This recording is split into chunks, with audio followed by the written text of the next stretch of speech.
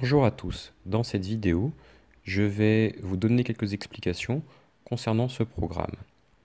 Dans un premier temps, la bibliothèque TI-Plotlib se situe dans la rubrique FNS. Ensuite, vous vous déplacez dans Modules et vous voyez ici en numéro 5 TI-Plotlib.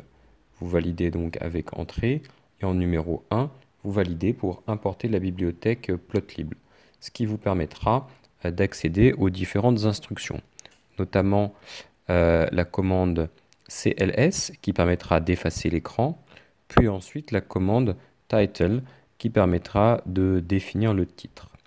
Cependant, si vous observez le programme, vous observez une autre commande, drawImage. Cette commande ne se situe pas dans les menus prédéfinis Plotlib. Vous devez donc taper lettre par lettre cette commande.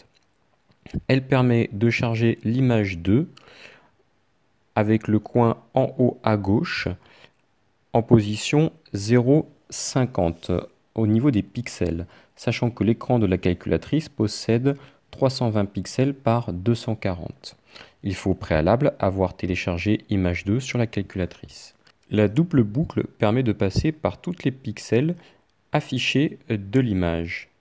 La commande getPixel doit aussi être tapée lettre par lettre et n'apparaît pas dans les différents menus.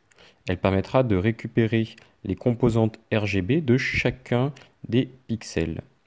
On stockera ensuite ces composantes dans R, G et B.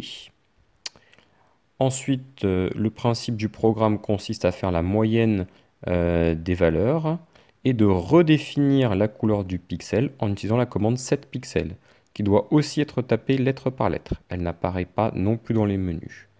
Ensuite, vous affichez l'image.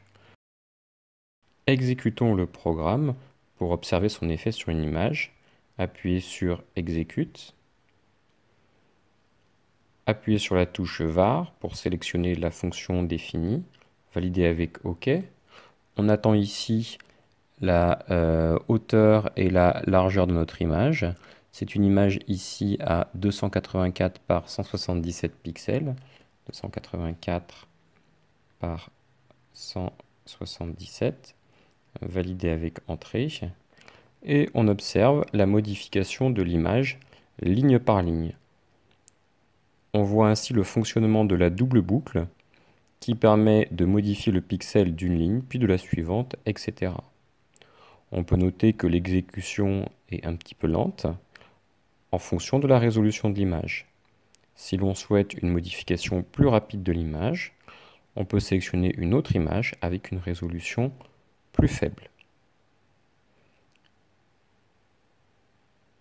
Merci pour votre écoute et à bientôt pour de nouvelles vidéos.